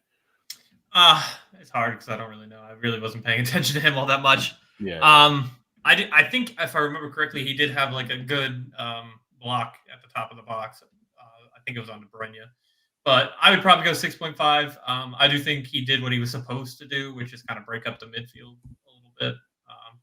Like Pius, him and Enzo kind of were weird ones for me. I mean, there was a moment I remember of him. He's lucky that it was an offsides moment, but I'd probably just go for a 6.5 with Caicedo. He was lucky that it was offside. Offside for City or offside for us? Us. I can't remember that moment, but I might have just missed that one. But yeah, there you go. Like I say, 6.5. I was between. Well, that was for Enzo, not for Caicedo. Yeah, no, I know. We move on to Enzo now, though, and honestly, I have the same struggle as Spice and Caicedo, Spice and Clutch. Sorry, I don't really know. Ground duels 4 out of 6. That's very good. Tackles apparently 0 out of 4. I don't know. You never know with this tackle stat there. Passing accuracy 79%, could be better, but it's 26 out of 33. I think he had some good moments where he helped us beat City's press, where he helped us play through and helped us attack. I thought I would love to see distance cover today. I thought Enzo ran his socks off defensively, offensively. I thought he was in the box, clearing the ball, getting rid of the ball, like making tackles when he had to. I mean, he had 3 clearances, 4 blocks, 4 recoveries. I think mostly defensively, I thought he did a good job today. He just didn't get booked and didn't give as many fouls away. How many fouls did he give away? 1. And he wasn't fouled ever. And Caicedo gave 3 fouls away. It felt like more than that. Than 3. Are you sure? I feel like he gave away more than 3. I'm going to give Enzo a 7 too. You boys might go 6.5 again or 6 again. Fairs. But I think 7. I think 7. Clutch, you struggle for Caicedo. I think Enzo was arguably even more invisible and more difficult to judge. So what would you give Enzo then? Would you just give him the same as Caicedo? Maybe a little bit less? Maybe a little bit more? What do you think? I would probably give him a 6.5. I'd give him a 6 there was a moment when he took the ball off of Jackson's foot, and that was called offsides at the end of the day. Like, he went and just, Jackson, I think, could have curled it in there, and he just kind of went in there with his left. And I know Jackson threw a massive fit about it. But now I know what you mean, actually. Yeah. And I know, personally, I would have rather seen Jackson try to take that shot than Enzo. So, he's lucky that was an offside moment. But it's just communication, though, isn't it? Like, if Enzo shouts, then Jackson needs to leave it. Because, I watched, what did I watch? I I think I watched the Inter Milan highlights from yesterday. Sorry to just go on a completely different tangent, but there was a moment where the ball fell out of the box and you had Lautaro Martinez. It was literally falling to him, their main striker, their captain. And then you could clearly see Hakan Çalhanoğlu shouting from behind. Now, Çalhanoğlu is a great shooter of the ball as well, and Enzo in this case took it on his weak foot. So there was a few more arguments made to leave it for Jackson. But Martinez just left it. Çalhanoğlu hit it. Okay, the keeper saved it, but you need to speak. Now, obviously, I don't know if Enzo did tell Jackson to leave it. If he didn't, that's poor from him. But if he did, Jackson needs to just leave it and not throw a hissy fit. Like, in that moment, there's no... You don't have the time anymore to say, he says, leave it, and you think, yeah, but I don't want to, because then that's not going to work. If someone makes the first call, leave it, then you need to just leave it. But yeah, I think that's where Enzo has to have that football IQ to know that he did not have that more. So there's a high percentage for Jackson to score that than there is Enzo to ever score that off the volley, half volley with his left foot, especially when Enzo has not been very good at shooting since being at Chelsea in the first place. I would prefer. But he scored 2 goals in his last 2 games. Hey, I mean, that's fair play to him. But what about before that? No, we don't talk about that. But yeah, what would you give Enzo, bro? Sorry. Probably a 6.5. I don't know. It's just a little bit better. Like I say, I kind of expected you guys to go ish 6.5. I just thought, I would have given both a 7. You maybe give both a 6.5. Both reasonable in my opinion. Pice, would you go 6.5 for Enzo as well? Or maybe do you think Enzo was worse than Caicedo? Or do you think he was better? What do you think? Pice, you there? Uh-oh. Sorry, I muted my mic. Okay. Yeah, Caicedo, I kind of wanted to give him a higher rating than Enzo, but I don't know. I kind of want to give Enzo a 6 because I noticed Caicedo a little bit more, to be honest. Yeah, I think I'll give Enzo a 6. I don't think he was bad. I just think it was, on our terms, an average performance. He carried the ball forward a few times, but I don't really want to see him doing that. I felt like when we had build-up play from the back, it was into Caicedo rather than Enzo. So I guess, I just guess I noticed him a little bit more. There was a couple of balls he put over the top where Chilwell was offside, but again, better communication, better timing of the run. Maybe Enzo plays it sooner, or Chilwell, doesn't go offside. So I don't know. Yeah, the one where he took it off Jackson wasn't great, but it would have been offside anyway because of Nkunku. So I think he did all right. He did okay. It was again, I don't really have much to say about the midfield today because it's kind of weird because usually like the midfield's the most important part of the game, but I felt like everything we did on the ball was out wide, and everything City did was like Caicedo and Enzo sitting back because of the way we set up. So you didn't necessarily notice them as much, and when you did, it was probably Caicedo giving a foul away. So it was a difficult one today. It's definitely difficult to judge. Probably a 6, though, I think. Fair dues. No, absolutely. In terms of what Enzo usually does, he was not that noticeable on that. But I think that's mostly because of who we played, how little possession we had. We only had 30% possession, right? So you're not going to see Enzo's usual strength of passing and dictating play and stuff because we didn't have the ball enough to do that. So that's why the thing that I found positive about him is how often I saw him clearing the ball, defending, which isn't always his best attribute, but when you can't be on the ball, I like that he's not like, being a passenger, but then getting involved in a different way. So I like that. But I think overall, a 6.5 is about fair anyway with 6.5, and 1.7. And we move up to, in my opinion, our third best player on the day, Conor Gallagher. I think he was not single-handedly the reason why we did well, but single-handedly the reason why City weren't better, because he stopped Rodri. And until Poch took him off Rodri, that worked. As soon as Poch took him off Rodri, Man City started to dominate more and more. Eventually, Rodri scored, and it was a bit sad. But I thought Gallagher was absolutely brilliant until then, and I'll give him an 8. Now, I'm not sure if the stats fully reflect that. I haven't looked at them. I'm looking at them now. 80% passing accuracy, 3 out of 4 long balls, 2 out of 4 tackles, 6 out of 9 ground duels, 2 out of 3 aerial duels. I thought he was very, very good to be a number 10, essentially. And off the ball, even a second striker, really, because off the ball, we usually play in a 4-4-2. And then Gallagher is the second striker for that. To have 9 ground duels is mental in and of itself, if I'm being honest.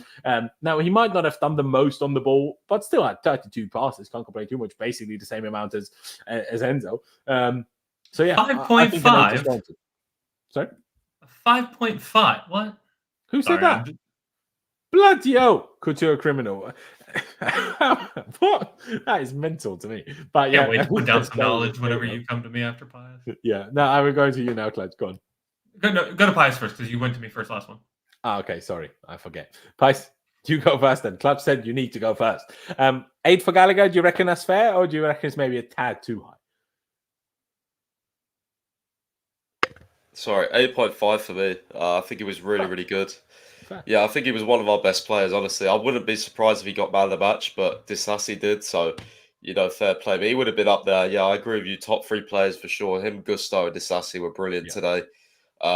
He effectively stopped Rodri. His pressing was ridiculous. And, you could talk about, he runs more than any other player. Like, how about some technical ability? Well, if you watch the games, he has actually showing technical ability. Like, he held his own on the ball against Man City today.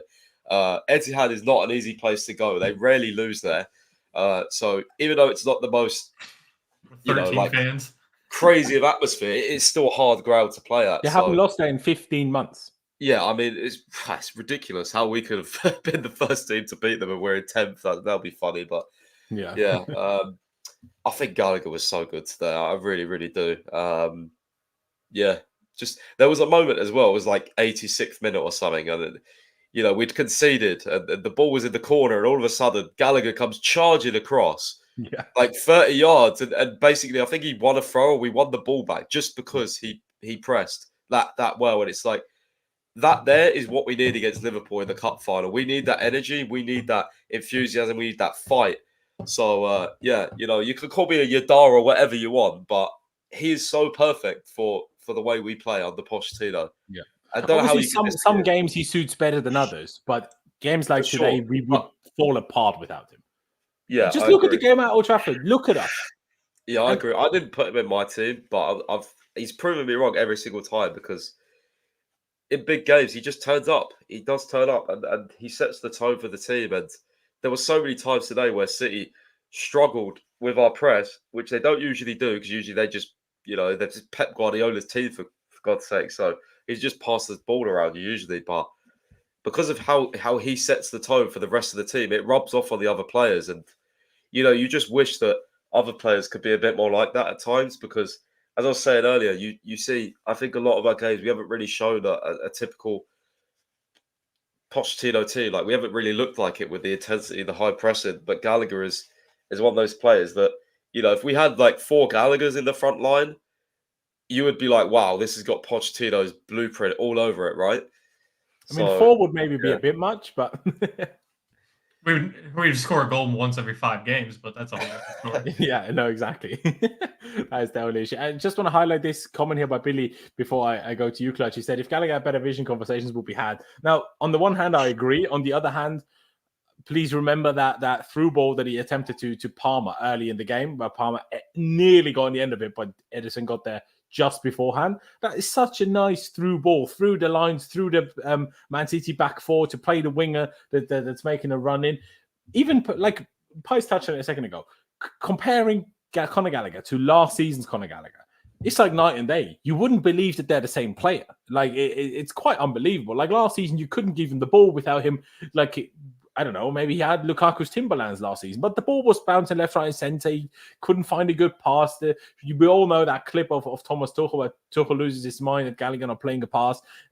Like Gallagher has improved so drastically, and I don't think necessarily this is just a Poch thing because Gallagher somehow made this improvement. It's like I don't know what he did during the off-season between last season and the new season, but he turned up to the new pre-season and he was just phenomenal. I don't know how he's done it, but somehow he has done it. So an 8 from me, an 8.5 from Pius. Clutch, what would you give Conor Gallagher today? To start off with, I'm going to give him an 8.5. I thought he was absolutely brilliant today. And I don't know if people remember this about me, but about a year and a half ago, I am not the Cobham maniac that a lot of people are. Yeah. I'm not somebody who's like, oh, we should get this guy or develop this guy because he's from Cobham. I think if you have the skill, you have the skill. And I think a lot of people don't really understand why Conor Gallagher's around. And this is the kind of game where you start to understand why he's here. You can't teach it. You can't develop it. It's just some people have this engine that never dies for 98, 95 minutes, whatever it is. And you just understand, like, a lot of managers in the world want this kind of player. And I'm not saying he's not technically one of the most gifted players ever, because he's just not. And you got to understand that. Like, you're going to get what you're going to get out of him. But these are the kind of games we need a player like Conor Gallagher. And I think you should give him his props for today. Yeah, no, I agree. Like, again, like we touched on, certain games against maybe obviously Gallagher scored the 2 goals against Palace that won us that game, essentially, right? But against when teams sit super deep, and if he's not exactly in goal scoring form, there are maybe players that are better than Gallagher. Now, because Chukwuemeka got injured now, it's a bit of a different scenario again anyway. Obviously, Nkunku as a number 10 is still something I would at least like to see tried, and it hasn't been so far. Maybe one game in terms of when Nkunku started. But now maybe Man City is the one exception, but even City, like, they have players that do a lot of running, whose biggest strengths are running. Yeah, again, maybe Man City isn't the best example, but we're nowhere near as good as Man City. Everyone else has players whose biggest strength is running. Now, Valverde for Real Madrid, he's a phenomenal player in every sense. He can shoot, he can tackle, he can cross. Great player. But his biggest strength is his engine, how fast he can run and how much he can run. Teams need that. Every team needs that. Go on, Clutch. I remember him at like the 98th minute, like a 60-yard sprint down the field, and I was just like, "What the hell?" Like, exactly. Valverde's in crazy form. Yeah, he is. Like these types of people, like your Gallaghers, like your Valverdes. I don't know where they have these engines from. Where they have, it's like they don't produce lactate in their bodies. Like, how can you do this after so much time in a game? I mean, that's why Mason Mount was around for so long. I mean, he was just one of those players that had that engine that can do that. Now I think he has a little bit more technical. Just a bit sad for him, but there you go. Let's move on, because I don't want to keep you boys for too long. You're already here for longer than you said, so I appreciate you both. Gallagher leaves us an 8.5. Honestly, you boys gave me even higher than I would have done. But I'm very happy that he got an 8.5. So let's do that. And we move on to Cole Palmer. I don't know really what I think of Cole Palmer today. I don't think I would say he was poor, but he wasn't amazing. Now, he only misplaced 1 pass out of his 20 and 19 accurate passes, which is pretty good. 1 successful dribble out of 1. Ground duels, 2 out of 5. Not dreadful as an attacker, I guess. I'd probably just give him a 6. I don't think he deserves to be below a 6. I mean, Lana was very unhappy. He wanted to give him a 2. But I honestly don't think any of our players deserve below a 6 of the ones that started. I think we had a good game. Like, we played against the best team in the world, away from home, who hadn't lost there in 15 months. And we were in the lead against them for the majority of the game. I thought it was decent. Clutch, is 6 fair for you? Like, I don't know. I think, sure, you could maybe say 5 or 5.5, but I think in the grand scheme of things, an average rating, it doesn't go too far amiss. But how do you see it? Obviously, I've not been on a stream since this kid joined. I must say, he is my favorite player on this team. I love this kid to death. I love the way he plays. I think he's fantastic. Honestly, I think he's our best player. And people aren't going to like when I say that, but I do think he's our best player. He seems to be very consistent at what he does. That all being said, he was pretty average today. He did nutmeg somebody, but I'm not going to give him a 0.5 for that. I think he was 6. Fair dues. No, I agree. I mean, in terms of, is he ability-wise maybe the very best player? I'm not sure, but in terms of combination of ability and form, 1,000%. I don't even think it's really a debate, if I'm honest. Pice, would you agree with the 6 for Palmer? Do you think that's too low, too high? What do you reckon? You're muted. Muted. Maybe I muted you because I had your nose. Sorry. Oh, sorry, man. I'm blowing my nose so bad. All good. All good. Oh, I've been paid, but anyway, yeah. Palmer was average. Let's be honest. I think similar to Enzo. No fairy tale comeback for him, but he got that penalty last minute when it was 4-4. So, yeah, very, very weird by the City fans to boo him off. By the way, like, grow up. Like, seriously. Did they boo him? Yeah, they booed him off. It was Palmer. He looked a bit upset. Like, he was a bit surprised. He looked a bit upset. So, poor kid. But weird. I suppose we do the same for Mount and others, academy players leaving to rivals. But it's not like we're, you know what I mean? Like, we're not really massive rivals with Man City, are we? So, it's not like he moved to Man United. So, I thought I was a bit petulant. But in terms of his performance, it wasn't great. But he didn't, like, reason why I wouldn't go lower than a 6 is because like every time he had the ball, I felt like he did something with it. Like he didn't lose the ball, he wasn't sloppy. And yeah, I think a few times he was trying to link up with Gusto down that side. What I will say though is the ball to was it called Gusto and then into Sterling. Was it or the Jackson one? Was it? Yeah. Was it that one? He played like a really nice over the top ball. I think. Was it that one or was it for the goal? I can't remember. But yeah, overall, I don't think for the goal it was off the ground. There was a sequence. I think it must have been the Jackson chance. He started that attack. It was a really nice ball over the top. Maybe the chat can remind me, but yeah, I think a 6. I think a 6 is fair. Best. I mean, Couture Criminal says they applauded him off, man.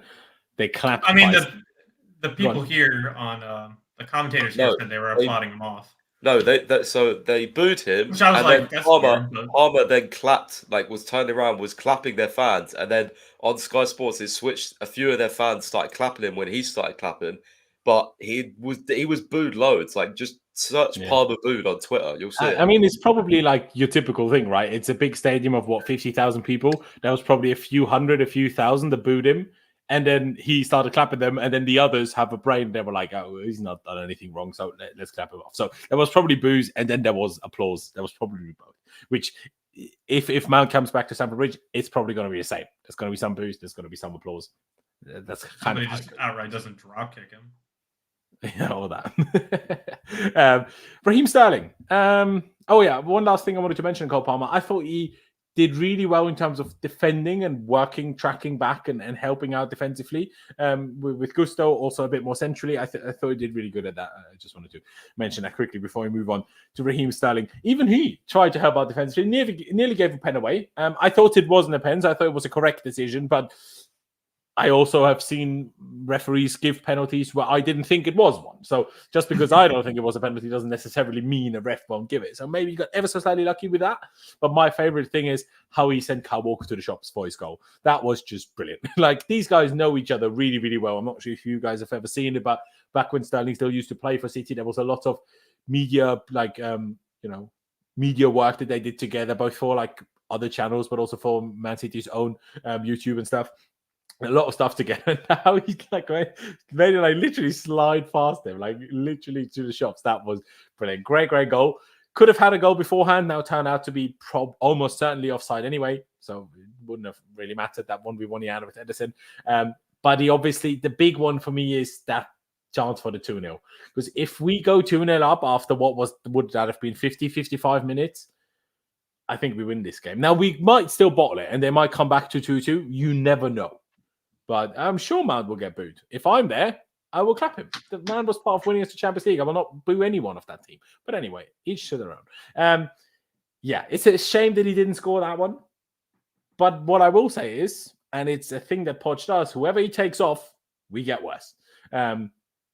Because why did he take Sterling off? Sterling didn't play didn't start the last 2 games.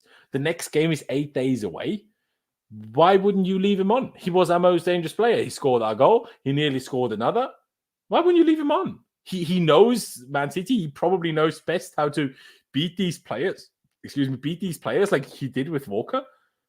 I mean, if you're going to do it, you should have at least done it with Mudryk. Somebody quick. Yeah, or that. Not Nkunku out wide, who's a completely different style of player. When you're they didn't even do that. They just put Nkunku up top and then put Jackson out wide for why I don't. Still makes no sense. I don't care what anybody says. Jackson's not a wide player.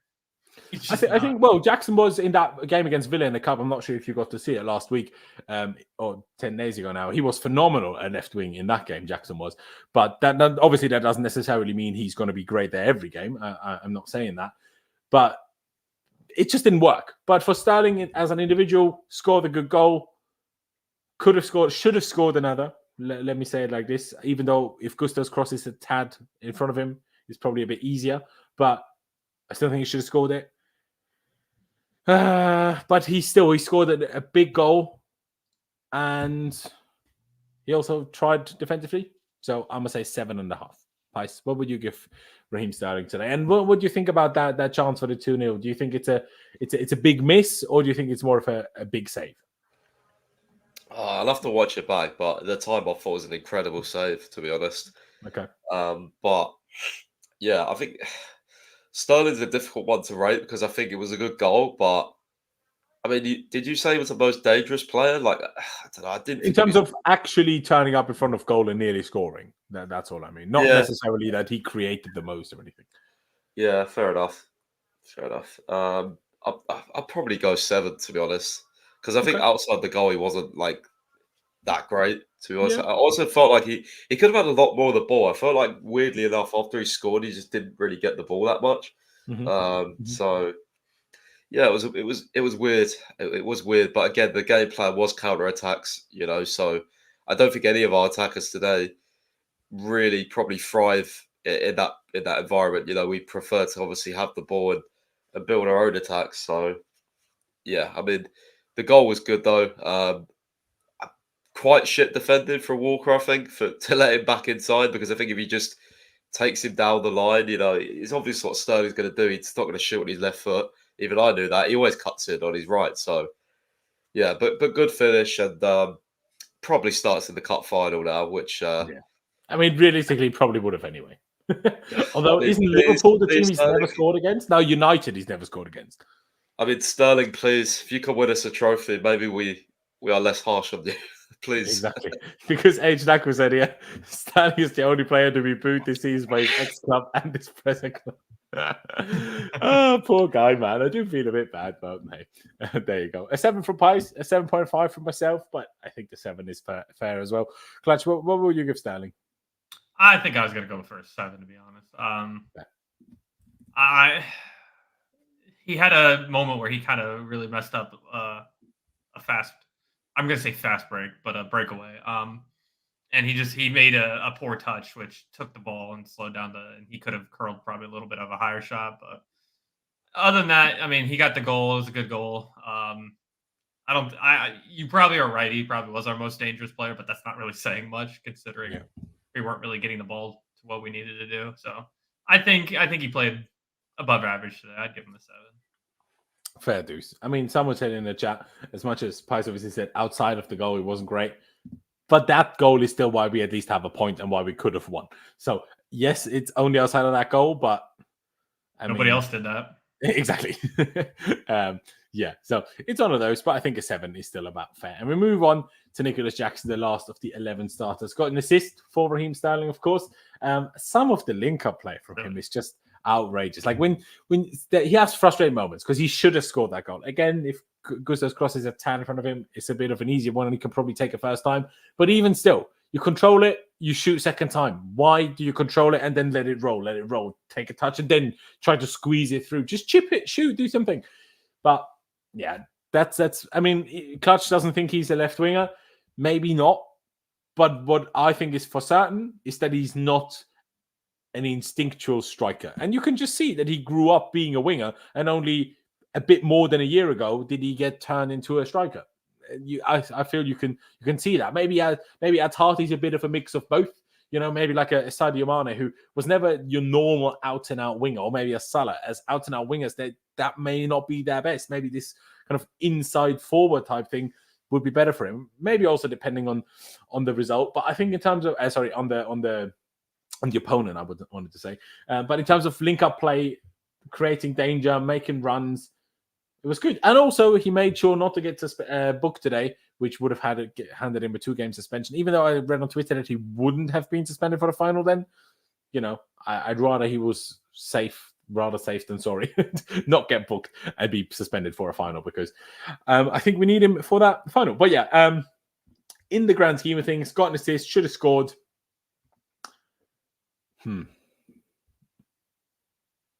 This is why I gave Sterling a 7.5 because obviously he did get the goal. Because I kind of want to give Jackson a 7. I think a 6.5 is not quite enough for him, but I think a 7.5 would be too much. So I'm a say 7. Clutch. What would you give Jackson? I understand if people say lower, by the way, because he did miss a huge chance. I get that, but then in hindsight, right? Then we're just 1-0 up earlier. Do we then still get the second goal? I don't know if it actually changes anything. But I think his link up, like he was also involved in the like a lovely back heel that in the end led to Sterling's goal. I think he was also involved in the build up to his own big chance. Yeah, I thought he was good. Now, there still things he could do better for sure, but I think he was good. What would you give him, Clutch? I think you talked me into a 7. I was gonna give him a 6.5, but I think you talked me into it. I do think. See, I don't hate Jackson as a striker. I know a lot of people. Is he a big physical guy? No, I don't think he's that. I think he is. He's the guy who's going to be able to kind of technically finesse his way into the box. I think the problem I'm having is, for whatever reason, when we first saw him, he was really good in front of goal. Now he's just not. And it's just like I don't understand why he wasn't able to score that today. Like, no, me neither. That's just and I know you said if it was a half a yard further, his first touch is what screwed him. If he had a good first touch, then he's through goal. He's able to either put it over Ederson or around him. So it's just like that moment was very crucial that he missed it. I'm not going to review too hard on him. I give him a 7. I think that's fine. Fair dues. Now, Couture Criminal said in the chat, when is the cutoff? So only 15 yellow cards get you suspended again. I think it's April 1st, but could it be March 1st? I could be wrong. I just remember this from hearing it ages ago. But did I in the end convince you to into the 7, Clutch, or did you stick to your 6.5? Yeah. Sorry. There you go. Pice, do you agree with our 7? Have I maybe convinced you to it as well? Or you're going to stick to something lower? Again, it's a tough one because I don't know how much to take off for the miss. That's kind of the thing I'm not sure about. I think you're muted again, unless you're not speaking. Yeah, I keep unmuting one mic and then muting the other. Sorry, but okay. I've been listening. Jackson, I think I'd actually go 7.5. I wanted to go higher apart from the miss, but to be honest, in the circumstances, I think he did really, really well. His link-up play is brilliant. He was running the channels. His hold-up play is good as well. Everything apart from his ball striking and finishing in general is just really, really good. Potentially a top-class player in the making, but, he's still very, very raw as well in some aspects. So, it was interesting. It screams playing him and Nkunku together, doesn't it? It does, and that's why I get annoyed with Nkunku at the moment. It's kind of being brought on when different circumstances don't suit him. So it's just annoying. But hopefully we can see him start soon with Jackson, with Palmer, with Gallagher. So we'll see. But I like Jackson's flexibility as well. Like he can go out wide, and he's not your typical winger where he'll take someone on, but it could be kind of like Nkunku out there where he's got a really good touch and, his movement's really good and he can play a pass for sure. Like that ball to Sterling, it's one of those ones where you're watching it on TV and you think, play that. Like you've got to play that, but it looks much harder. Like it looks easier than it is. Sorry. So yeah, I think it was a really, really good piece there for the goal. I'd go 7.5 personally. Fair dues. Overall, that still leaves us at a 7, but I do rate it. Now, Chalobah and Casadei weren't on for long enough and not decisive enough anyway. I was very glad to see Chalobah back. I didn't think we'd see him again in a Chelsea shirt. So from that perspective, that was nice. I also thought, considering how long he hadn't played, he looked all right. Casadei, honestly, I didn't even notice him that much. He came on a minute before we conceded. And yeah, sure, he could have closed down Rodri sooner, but he just came on a minute ago. Do you know what I mean? That's the problem with these kind of subs. But Nkunku, I think we can give a sub rating. Can I ask a stupid question? I'm obviously, by no means am I trying to say he's a flop, or by no means am I trying to say he's bad. But it's just not working right now. And it's weird because a couple of months ago, when he first came back from his injury, before he had that small issue on the hip again, he didn't look like this. And he looked like a good player. He looked decisive. That even the goal he scored away at Liverpool was outrageous composure and finishing. But now, these last couple of games, when he comes off the bench, he just looks, first of all, like a bit of a like a foreign object within the team. He doesn't really seem to have the chemistry with the rest of the team, which makes all the sense in the world, obviously, because he's not played with them. Like Klaus, you said it there that you hadn't been on the stream since we signed Palmer, which first of all is true, but Nkunku, until he came back from his injury before he got injured again, had never played with Palmer because Palmer was only signed after Nkunku got injured. So, like, how is he supposed to have chemistry with these types of players around him? And I saw so many people tell me, have him ready for the cup final. I'm like, yeah, but that point's already gone. If you wanted him to be ready for the cup final, he would have had to play the last 4 or 5 games to get the rust off him, get some chemistry going, get some form going. Like, it's too late now. I don't even think he should start the final now. I wouldn't start him. No, exactly. I think now you shouldn't. Because if start he's him in only the wide. been off the bench, you're not getting like 60 minutes into your legs. You need 60 minutes. Like to start, I think you should be able to do 60 minutes, and I'm not convinced he's going to be able to do 60 minutes. No, exactly. Now maybe, but I mean, he has come on at halftime a couple of times, and he has also started games, but just not regularly enough. And I just find it a bit odd. So for Nkunku, maybe we wouldn't. Let's not give him a rating. Let's just speak what we felt, because it's a bit difficult to really rate. Because how much did our attackers get the ball? How many touches did he have? Let me see. 11, and he had 4. Especially passes. after he came on. Exactly that. And sure, you can say it's partly down to him, but I think it's more, especially after Chalobah came on for Parma, then we switched the formation. Especially after that, we just didn't attack anymore. So how are we really going to judge an attacker? But I mean, Clutch, obviously, for Nkunku, you haven't missed much if you haven't been able to see every game. But he's clearly, you saw it in pre-season, you saw it in a few of the, like he scored away at Wolves, he scored that great goal at Liverpool. Of course, he's so far only ever scored where we lost, unfortunately. But you can see that he's a top player. But we just, like, it's almost a bit like with Mudryk, where I'm like, it's pointless if you just bring him off the bench all the time. You need to give them game time, regular game time. And that's how they'll get better. Obviously, Nkunku is very different to Mudryk in terms of confidence and past achievements and experience in football. Very, very different, I know. But to make Nkunku good, you need to stop putting him on the bench. You need to start letting him play, start feeling part of it, start getting involved, start getting goals, start feeling important. If you continue on the bench, you're not going to get that out of him. But what did you make of what you saw of Nkunku today, Clutch? I like Nkunku a lot. I do think we're misusing him quite a bit, unfortunately. Yeah. I mean, I don't know why this idea where's Broja? I know this is on loan at Fulham, mate. On loan at Fulham. That's crazy. That's funny. Yeah. Although he was ill today anyway, so he missed the Fulham game. So I suppose, unless we're saying Fulham made him ill, he would have been ill today regardless. So yeah, but I don't know why. I know people are like, our best formation is with him up front. It's not. I'm going to tell you right now, it's never going to be. He's not the striker that people think he is. He's not a striker. I'd put him as a 10 or a left wing. That's where I would put him. Or if you absolutely must put him up front, you put him with somebody else like Jackson. Yeah, a second. And then you put like a Cole Palmer behind him as a 10 position, maybe. Like that's the only way I could see that, him being up front. But I'd probably give him a 6. I mean, none of it was really his fault. It's not like he's not the guy. He's not the type of guy who's going to out dribble most of City's defense, right? So I just give him a 6. First, no, we don't even have to do a rate, to be honest. Just more your thoughts.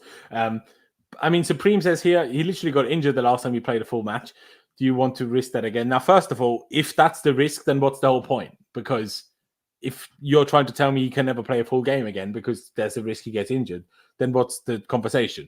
But even despite that, he doesn't have to play a full game. Play 60 minutes, play 70 minutes. Like, slowly make it more, not less. Poch started him, then put him on a bench, then played him 45 minutes, then started playing him 30 minutes, then started playing him 20 minutes. He's doing the opposite. And also, did he even get injured in that game? Or did he get injured after with his whole hip injury? Whatever it was. Pice, thoughts on Nkunku today? Thoughts on the usage of Nkunku as well? Can't really say it, to be honest. I just didn't like when he came on, and also we went to 5-4-1, so I was like, what's his use really here? In this type of game, in this scenario, I don't think you had to bring him on, but yeah, I mean, it is what it is. He had that sort of one moment where the ball was cut back into the box or like cut to the side, sort of on the edge of the box, and he didn't really react fast enough. Looks a bit lacks sharpness, I think. But then again, you look at the goal against Liverpool, and that was probably the best finish we've seen this season in a tight space. So, yeah, I mean, maybe actually no. The best finish we've seen was when Palmer rolled it round the Luton keeper. Yeah, true. I didn't see that. That was really good. I'll give it that. Yeah, I'll give it. But that. Yeah, sorry, but your point still stands. Go on. Yeah, my point is I want to see him start, and I don't know when he's going to start. If he's getting these cameos and not really giving a chance, Pochettino's not really giving him a chance to affect the game. So I don't know. We're in a bit of a weird position at the moment with him. Yeah, exactly. And he's bringing him on, not today, but in recent games, he's bringing him on and saying, like, go and change the game now. Like at Palace, he came on at half time with us having one of the worst halves we've had all season. We're like breaking all sorts of negative records in that first half at Palace. And then he brings in Nkunku on at half time, save us. Even Liverpool away, we were absolutely destroyed in the first half. We were told Nkunku isn't fit, and he brings him on after 45 minutes. Arguably too much game time. Maybe that's also why he's not starting now, because he already rushed him back for that Liverpool game, like he did with Hugo Chukwu, like he did with Lavia, like he did previously with Nkunku. There's countless examples of Poch doing this. And again, certain fans that just love him for some odd reason. I don't know if he's rimming you every night, but just ignore these. Clutches expression there. Sorry, I went a bit extreme then. But yeah, it's just annoying. Just let the man play. Like I wanted to say kid because everybody's a kid. He's 26. He is actually a proper man. And we have so much of a lack of experience. We have this guy and we don't fucking use him and instead play all the 12-year-olds. Oh, anyway, let's finish this off. We're about to be done. Like Paddy Pimblett there. Go on. I said you sounded like Paddy Pimblett there. Well, I'm not sure if I wanted to sound. Who's going to drive the boat? All right, go on that, Clutch. One more thing about that, right? So if you're going to use, if that's the way you were going to use Nkunku, why didn't you just put Mudryk up top? I mean, you would have got the same result, except he would at least stretch the defense. Yeah, at least it would have been super fast. Yeah. Not that Nkunku is slow. I think Nkunku is actually deceptively quick as well. But yeah, let's get to Pochettino, shall we? Pice, why don't you go first? Poch, what rating would you give him in the grand scheme of things today? Probably go with an 8. Would have been higher if he didn't mess up the subs, probably. Right. Yeah. But, again, swings and roundabouts. If we win the game, he probably gets, perhaps probably a 10, maybe, because it was a really, really good performance. No one expected us to get a point here. I certainly didn't. We defended really well. I think he got the game plan spot on. Yeah, probably an 8. I just didn't like the subs, really. Yeah, fair enough. And in terms of, other than Nkunku, with the injuries that we have, we don't really have many. Like, it's not like you can say, I wish he did this different with the lineup. You have Mudryk, you have Nkunku, and you have Madueke. Everybody else isn't available anyway. So, especially now that Chukwuemeka also got injured, what other options do you have? Clutch, before I say my rating, would you go along with Pice's 8 for Pochettino, maybe a tad lower? How do you see it? Yeah. I think the only thing I can really fault him for is the subs, right? So It just depends on how much I can take from him. I'm going to probably go with the 8 because we're going to make that a little bit easy. But yeah, I think the subs they were weird ones. I mean, despite what I think of Mudryk, I mean, this just was the kind of game that screened for him. I don't understand why he didn't come on. I don't understand why. He's been an unused sub in the last 3 games in a row now. And we rejected a lot. Like, maybe Bayern wasn't the place, but why did we reject the loan if he's not going to play? It's true. Do you know what I mean? Like, it's just weird. Like, obviously, he's kind of a useless $70 million player. He was still playing, but still. Like, I mean, there are certain teams, right? I think Mudryk is a better player than Werner, but there's certain games that you play Werner in, right? And Mudryk is that kind of player. If you're going to use his speed, City's one of them. Liverpool's one of them. The teams that are going to push forward and they're going to have space in behind. So you use a player like that, especially when they're tired.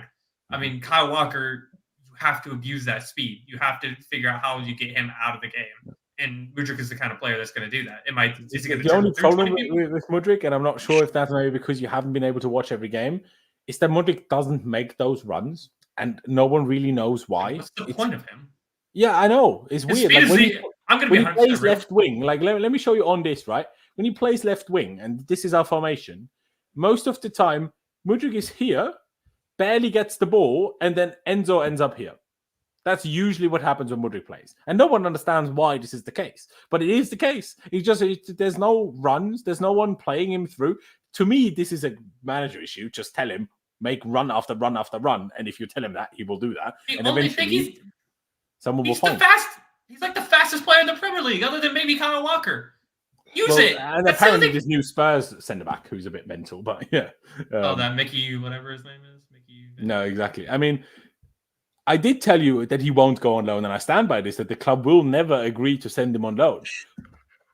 But the club, and I'm sure if this Pies, maybe you can confirm it, I'm sure the higher-ups aren't particularly pleased that Poch left Mudryk as an unused sub 3 games in a row. So, I'm sure if they knew that was going to happen, maybe they would consider a loan more as well. But name me one team you've ever heard of that has loaned the player they've signed for as much money as £62 million.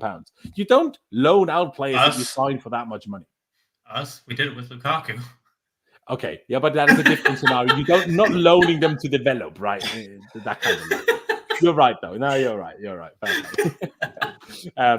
But yeah, but back to Poch. Did you agree with the 8 in the end, Clutch, or did you not get? Yeah. 8. Fair. Do you see?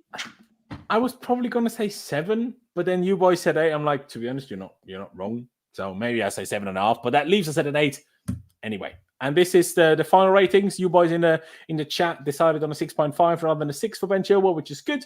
And now I want to finish it on one positive slide and a bit of extra praise for Mr. Axel Disasi. Jamie Carragher says Disasi's performance today was the best this whole season. I can't remember a better defensive performance this season. That was a John Terry performance. Axel Disasi, big up you. Big up you. Like people know, I was critical of the signing. Not of him, but I just didn't see the point. Again, because Chilwell was out for so long, there was definitely a point. And now he's turning out to be better and better player. I just love how he's into it. I just love it. All it took is somebody comparing him to John Terry and you're in.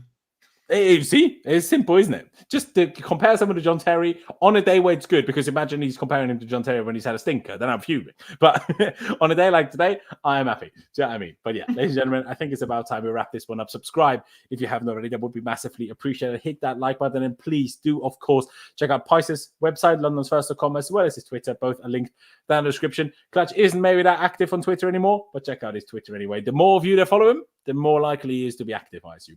Ladies and gentlemen, thank you guys for watching. Up to Chelsea, upwards and onward, and we will see you next time.